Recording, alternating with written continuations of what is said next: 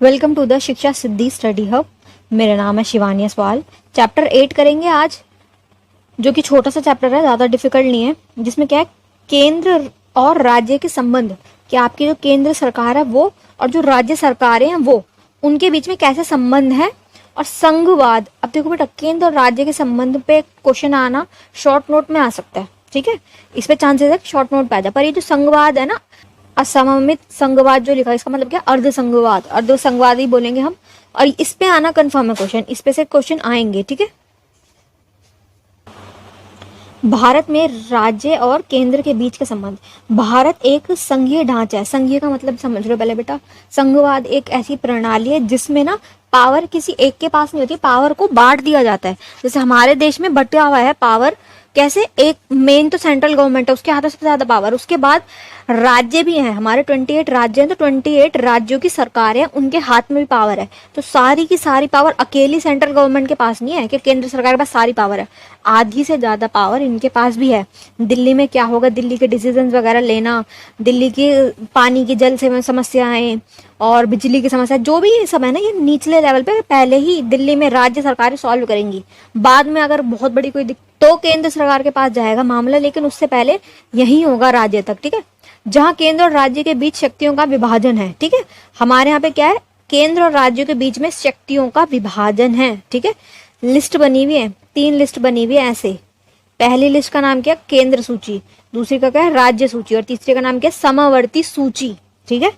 तीनों में क्या है, डिवाइड हुआ है कि किसके पास कितनी पावर है, किसको क्या काम करना है, किस क्षेत्र में कौन क्या काम करेगा। वो लिस्ट अभी मैं आपको आगे दिखा दूंगी, ठीक है। बस अभी आप ही समझिए, संघवाद का मतलब क्या है, शक्तियों का बंटवारा, शक्तियां क्या है, बांट दी गई, ठीक है बेटा। भैया कि केंद्र सूची के मतलब क्या क्या काम केंद्र सूची के पास आएगा, कितनी पावर है। तो ये देखो, रक्षा से रिलेटेड सारी चीजें इसके पास आएंगी, क्योंकि ये मेन चीज है। हमारे देश की रक्षा करने का काम केंद्र सरकार के पास है, राज्य सरकार उसमें कुछ नहीं बोल सकती, कोई पावर नहीं है उनके हाथ में इससे रिलेटेड, ठीक है। अंतर्राष्ट्रीय संबंध, बंदरगाहों पे क्या होगा, रेलवे, हाईवे और संचार, सारे ही क्या है बेटा, ये बड़े बड़े टॉपिक है जिसपे केंद्र सरकार काम करेगी। इस पे राज्य सरकारें हस्तक्षेप नहीं कर सकती। हमारा देश दूसरे देश से क्या संबंध रखेगा ना, तो ये मोदी सरकार डिसाइड करेगी। केजरीवाल जो दिल्ली में बैठे, जो दिल्ली के सीएम है, वो इसमें कोई कुछ बोल ही नहीं सकते। उनके पास सिर्फ और सिर्फ दिल्ली है, पूरा देश नहीं है उनके पास। पूरा देश किसके पास है, बीजेपी के पास, जो जीती हुई पार्टी है, नरेंद्र मोदी की पार्टी, वो वाली, ठीक है। वो क्या है, केंद्र सरकार में है, सेंट्रल गवर्नमेंट है। और दूसरा क्या है, राज्य सूची, जो राज्य की है, सिर्फ 28 जो हमारे स्टेट है उनकी सूची है, उसकी बात कर रहे हैं। तो एक है सार्वजनिक व्यवस्था, मतलब कैसे आपको दिल्ली को कंट्रोल करना है, कैसे पब्लिक ऑर्डर्स को कंट्रोल करना है, ऐसे। नेक्स्ट है पुलिस। अब दिल्ली में जितनी पुलिस आएगी वो अंडर किसके आएगी, राज्य सरकारों के अंडर, ठीक है। सार्वजनिक स्वास्थ्य, हॉस्पिटल्स वगैरह हो गए, अस्पताल और के रख रखाव, पब्लिक हेल्थ, सारा साफ सफाई का सारा काम, और खेती किसान वगैरह, ये सारे क्या है, ऐसे टॉपिक जो राज्य के अंदर आ रहे हैं, राज्य से बाहर नहीं जा रही है, राज्य के अंदर, उसकी राज्य की बाउंड्री के अंदर है ना, तो उससे, ठीक है। अब एक ऐसी सूची, समावर्ती सूची, कुछ ऐसे टॉपिक्स हैं जिसमें केंद्र और राज्य दोनों मिलकर काम कर सकती हैं, दोनों को ही काम करने का अधिकार है। जैसे वन, फॉरेस्ट, ठीक है, इसकी रख रखाव में केंद्र और राज्य काम करें तो इसमें किसी का टकराव नहीं आएगा, कोई कुछ प्रॉब्लम वाली दिक्कत नहीं, ठीक है। ट्रेड यूनियन, बिजनेस से रिलेटेड, शिक्षा, शिक्षा पे ये भी कानून बना सकते हैं, ये भी कानून बना सकते हैं। शिक्षा टॉपिक ऐसा है जिससे कोई विवाद नहीं बनेगा, कोई विवाद का टॉपिक आएगा नहीं। न्याय, देखो न्याय करना है तो यहाँ भी न्याय होता है और यहाँ भी न्याय होता है। न्याय ऐसी चीज है, दोनों ही कर सकते हैं, ठीक है। इतना समझ आएगा। नेक्स्ट क्या है, यहाँ कुछ उदाहरण है कि जिसमें केंद्र और राज्य के बीच के संबंधों को विभिन्न पहलुओं का दर्शन था, ठीक है। केंद्र शक्तियों में क्या है, ये जो पीछे मैंने आपको समझाया ना, वो सारा ही इसमें बताया गया कि रक्षा, विदेश नीति और संचार, वित्तीय, रेलवे, पैसों से रिलेटेड जो मेन काम है वो। अब नेक्स्ट क्या है आपका, राज्य की शक्तियां। राज्य के पास क्या, कानून व्यवस्था, शिक्षा, स्वास्थ्य, कृषि और स्थायी प्रशासन वगैरह, ये सारी चीजें जो हमने अभी किया। अब सहयोग के क्षेत्र, अब सहयोग में क्या, समवर्ती सूची वाले जो टॉपिक्स है ना, जिसमें दोनों ही कर सकते हैं, वो क्या है, योजना आयोग, प्लानिंग कमीशन वाले, वित्त आयोग, राष्ट्रीय विकास परिषद वाले, अंतरराज्यीय परिषद वाले, ये सब क्या है, सहयोग के क्षेत्र है, जहाँ केंद्र और राज्य दोनों मिलकर काम कर सकते हैं और सहयोग कर सकते हैं। कोई भी अगर कॉन्फ्लिक्ट बन रहा है, कोई भी संघर्ष अगर हो रहा है, तो उसको क्या है, रोका जा सकता है। बट अब क्या, चुनौतियां भी, कहीं कहीं चुनौती हो जाती है, तो उसमें क्या है, शक्तियों का विभाजन, के शक्तियों का विभाजन सही तरीके से नहीं कर रहे आप, हमारे काम में आप इंटरफेयर कर रहे हो, कि केंद्र सरकार के पास ज्यादा पावर, केंद्र सरकार क्या कर रही है, राज्य सरकार के काम में हस्तक्षेप कर रही है, हस्तक्षेप मतलब इंटरफेयर कर रही है, ठीक है। वित्तीय असमानता है, उनके पास देखो ज्यादा पैसा है, वो हाई लेवल की गवर्नमेंट है ना, ऊपर है, वो केंद्र सर की सरकार है, तो वो ना उन पर ज्यादा पैसा होने से वो पार्शियलिटी भी कर रहे हैं, और केंद्र सरकार राज्य सरकारों को कम पैसा भी दे रही है। उनको अच्छे से ग्रो करने के लिए पैसे चाहिए, पर वो दे ही नहीं रही, कम पैसा दे रही। तो ये कि वित्तीय असमानता में पैसों से रिलेटेड बड़ी लड़ाई झगड़ा होता है, ठीक है। प्रशासनिक असमानता है, न्यायिक असमानता, ये सब असमानता के टॉपिक है, जिसमें क्या है कॉन्फ्लिक्ट हो जाता है, चुनौती के क्षेत्र है ये। समाधान क्या है, संवैधानिक सुधार, कॉन्स्टिट्यूशन में रिफॉर्म्स करो आपके, कैसे इस चीजों को ठीक किया जा सकता है, जो भी कॉन्फ्लिक्ट का टॉपिक है उसको ठीक करने की कोशिश की जाए, ठीक है, कि कैसे इसको सुधारा जा सके। अगर ओवर पावर में जा रही है केंद्र सरकार, तो कैसे क्या किया जाए कि केंद्र सरकारों को भी पावर दी जाए, और जो आपकी ऊपर बैठी हुई सरकार है केंद्र सरकार, वो उनको ओवरकम ना करे, कि उनको बांधे ना।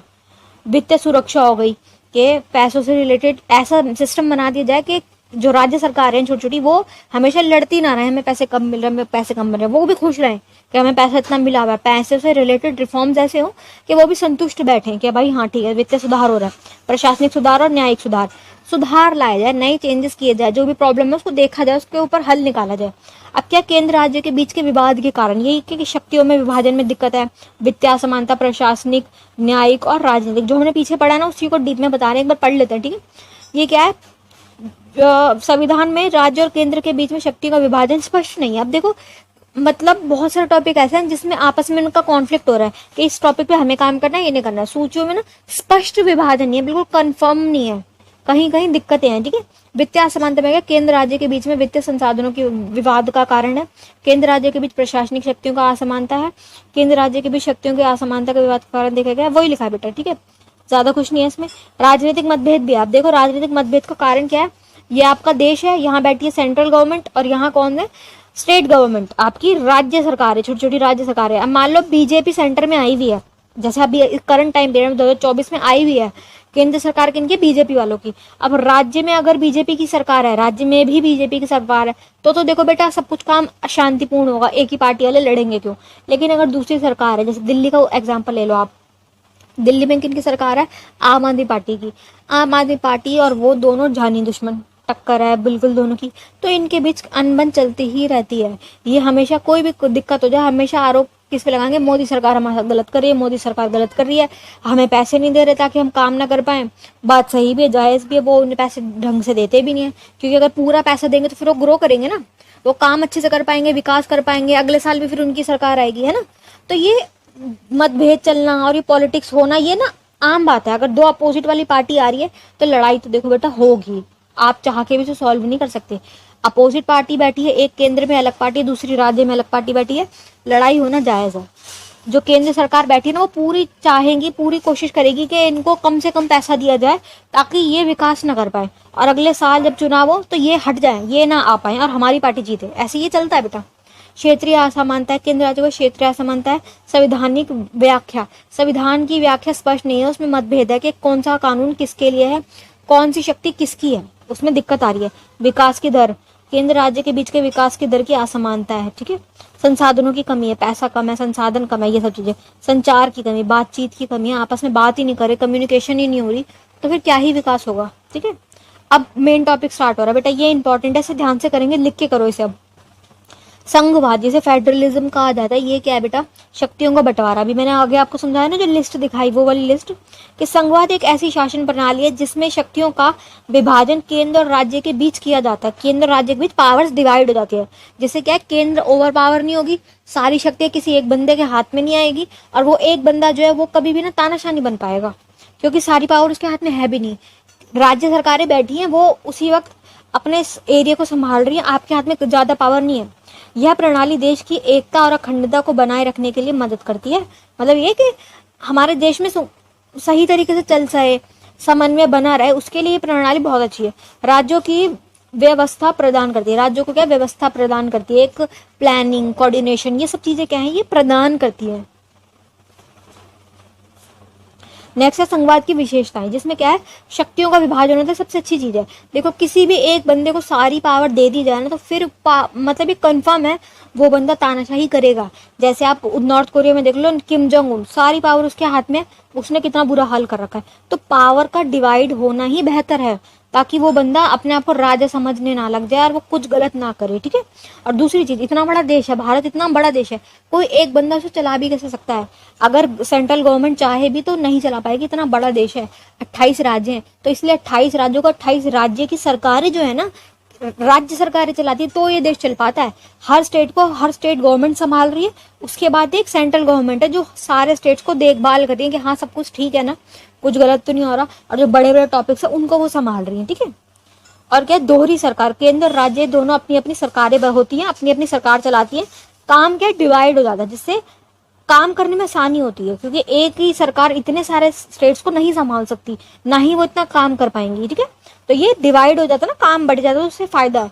स्वतंत्र न्यायपालिका, संघवाद की बेटा विशेषता है, ये स्वतंत्र है इसमें न्यायपालिका, के न्यायपालिका के ऊपर किसी का अधिकार नहीं है, ना वो सेंट्रल गवर्नमेंट के अंदर आ रही, ना वो स्टेट में आ रही, वो स्वतंत्र रूप से काम करेगी, निष्पक्ष होके, जिसने भी गलत किया वो उसको रोक देगी, उसको रद्द कर देगी जुडिशियल रिव्यू के तहत, ठीक है।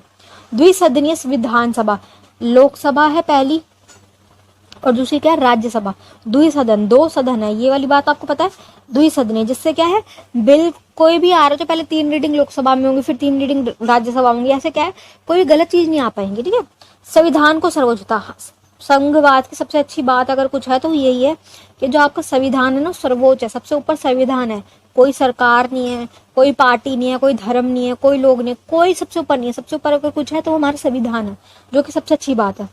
नियम कानून को राज, हमारा जो संघवाद है ना, ये क्या कहता है कि रूल्स और रेगुलेशन से चलेगा देश, किसी पार्टी के उससे, लोगों के उससे ऐसे नहीं चलेगा, नियम कानून जो बनाए ना उससे ही चलेगा।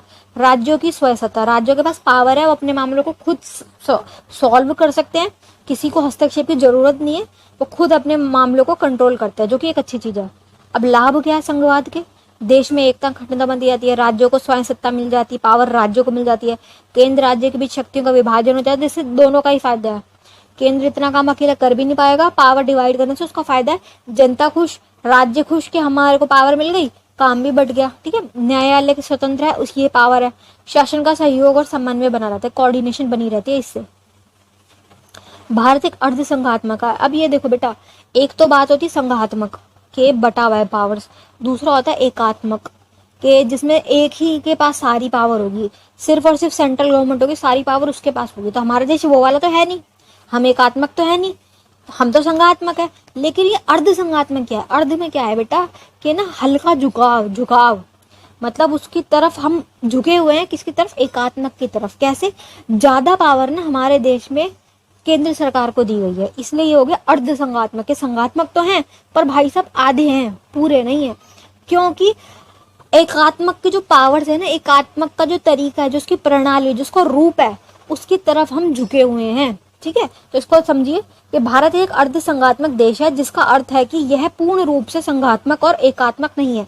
ना तो देखो ये एकात्मक है, क्योंकि एकात्मक में सिर्फ और सिर्फ एक सरकार होती है सेंट्रल गवर्नमेंट, और किसी का राज नहीं था, या तो राजा का राज होगा, या सेंट्रल गवर्नमेंट का राज होगा, या क्राउन का राज होगा, मतलब एक ही होगा उसमें कुछ। पर हमारे यहाँ ऐसा नहीं है, हमारे यहाँ पे स्टेट गवर्नमेंट भी है, मगर पावर जैसे राजा के पास सारी पावर होती ना, उसी प्रकार से ज्यादा पावर ना राज्य सरकारों से ज्यादा पावर केंद्र के पास है। तुम ऐसे मान लो, एग्जांपल देती हूँ, आप लोग के 100 में से ना अगर 40% पावर राज्यों को दी गई है, तो बची हुई जो 60% पावर है ना, वो चली गई केंद्र के पास। तो उनके पास ज्यादा, उनका पलड़ा भारी है, ज्यादा पावर दी गई है उन्हें।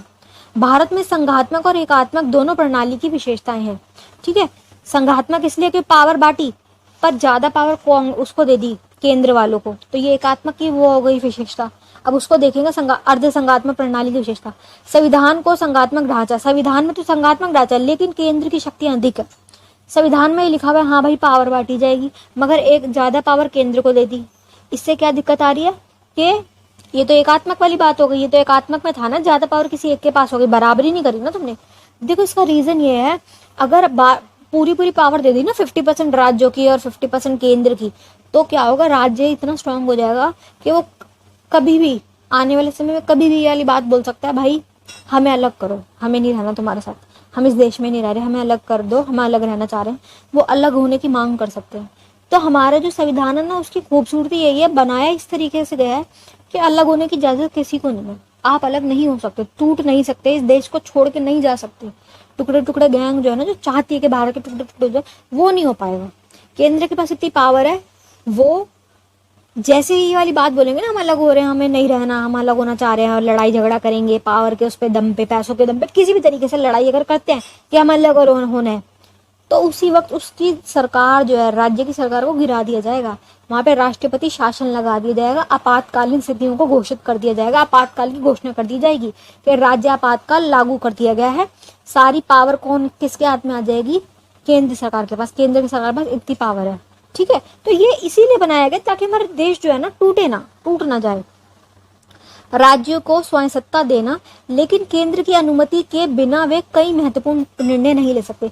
बड़े बड़े जो काम है ना, वो अपनी मर्जी से नहीं कर सकते। बड़े बड़े जो बहुत बड़े बड़े डिसीजन है ना, उनको करने के लिए उसे केंद्र की जरूरत पड़ती है। सिस्टम बनाया ही ऐसा गया है कि ऐसा ना हो कि उसे इतना पावर दे दी गई, इतना अकेला छोड़ दिया गया कि वो कुछ भी कर रहे हैं। ऐसा नहीं किया गया। सिस्टम बनाया ही ऐसा गया कि काम करो, ठीक है, काम करो, संभालो, पर बड़े डिसीजन में तुम्हें हमारी जरूरत पड़ेगी, हमारे बिना तुम डिसीजन नहीं ले पाओगे। संसद और विधानसभाएं दोनों होती हैं, लेकिन संसद की शक्तियां ज्यादा है। देखो, संसद पूरे देश में है, पूरे देश के लिए क्या है? आपकी संसद भवन, लोकसभा राज्यसभा जिसमें आती है। अब वो क्या है? केंद्र सरकार के अंडर आ रही है, उसमें क्या है? वो पूरे देश के लिए है। पर जो राज्य हैं, छोटे छोटे हमारे 28 राज्य, उनके लिए क्या है? विधानसभाएं, विधानसभा, विधान परिषद, विधानमंडल बने हैं, पर इनकी पावर्स कम है, संसद की पावर ज्यादा है, ठीक है। न्यायपालिका स्वतंत्र है, निष्पक्ष है, लेकिन केंद्र राज्य की नियुक्ति होती है। मतलब ये कि लेकिन केंद्र सरकार की नियुक्ति होती है। बेटा टाइपिंग में मिस्टेक हो गई है थोड़ी सी। इसमें क्या लिखना है कि न्यायपालिका जो है वो स्वतंत्र तो है, परंतु क्या है? केंद्र सरकार के द्वारा ही तो न्यायाधीशों की नियुक्ति होती है। तो बात तो घूम के यही आ रही है ना, केंद्र सरकार के पास ज्यादा पावर है, ठीक है। भारत में एकात्मक प्रणाली की तरफ झुकाव। अब बात करेंगे कि किस तरीके से वो झुका हुआ है। पीछे भी हमने वही बात करी है, अब एक बार और देख लेते हैं उसको डीप में। क्या संविधान में केंद्र की शक्तियां अधिक है, राज्यों की स्वतंत्रता पे कमी है, संसद की शक्तियां ज्यादा है, विधानसभा की कम है, न्यायपालिका जो है वो केंद्र सरकार से प्रभावित होती है, केंद्र सरकार उस पर दबाव डालता है, कंट्रोल भी करता है, राज्यों को अधिक निर्भरता केंद्र पर है। राज्यों जो है ना वो डिपेंडेंट है केंद्र पे, क्योंकि पैसे तो केंद्र ही दे रही है। जो राज्य चलेगा वो बिना पैसे को थोड़ी चल जाएगा, पैसों से चलेगा। पैसा कौन दे रही है? केंद्र सरकार। तो ये डिपेंडेंसी आ रही है। भारत में एकात्मक प्रणाली की तरफ झुकाव के परिणाम, अब जो ये है एकात्मक की तरफ झुकाव बन रहा है, अर्धसंघात्मक बन रहा है, तो इसके परिणाम क्या आ रहे हैं? राज्यों की स्वायत्तता में कमी हो रही है कि वो पूरी तरीके से स्वतंत्र नहीं है, इतने स्वतंत्र नहीं है कि खत्म ही कर दिया देश से नाता, कि हम तो पूरे ही स्वतंत्र हैं, हम तुम्हारे साथ रह ही नहीं रहे, तुम्हारे से कोई लेना देना नहीं हमारा, हम अकेले रहेंगे। ऐसा नहीं कर सकता वो। केंद्र सरकार की शक्तियां बढ़ती हैं, संसद की शक्तियां बढ़ती है, न्यायपालिका स्वतंत्र हो जाती, न्यायपालिका स्वतंत्रता में कमी आती है, न्यायपालिका की स्वतंत्रता में कमी आती है, राज्यों की आर्थिक निर्भरता केंद्र पर बढ़ती है। वो सारे पॉइंट है जो पीछे हैं, वो ये प्रभाव में। यह ध्यान रखना महत्वपूर्ण है कि भारत की संघात्मक प्रणाली एक एकात्मक प्रणाली की तरफ झुकाव है। आपको ये बात ध्यान रखनी है कि संघात्मक प्रणाली है मगर एकात्मक की तरफ झुकाव है, जिसे हम कह सकते हैं कि अर्धसंघात्मक सरकार है, ठीक है। अर्धसंघात्मक व्यवस्था बनी हुई है, परिणाम जटिल और बहुस्तरीय, मतलब परिणाम बहुत सारे निकलते हैं। चलिए बेटा पूरा हो चुका है। इंपॉर्टेंट क्वेश्चन इसमें से ये अर्धसंघात्मक वाला है। बाकी जो हमने पीछे करा वो भी आप रीड कर सकते हो, इतना ज्यादा डीप में करने की जरूरत नहीं है, बस रीड कर लो, नोट्स बना लो शॉर्ट, बट इसे जरूर करना ध्यान से। चलिए ठीक है, best of luck for your exam.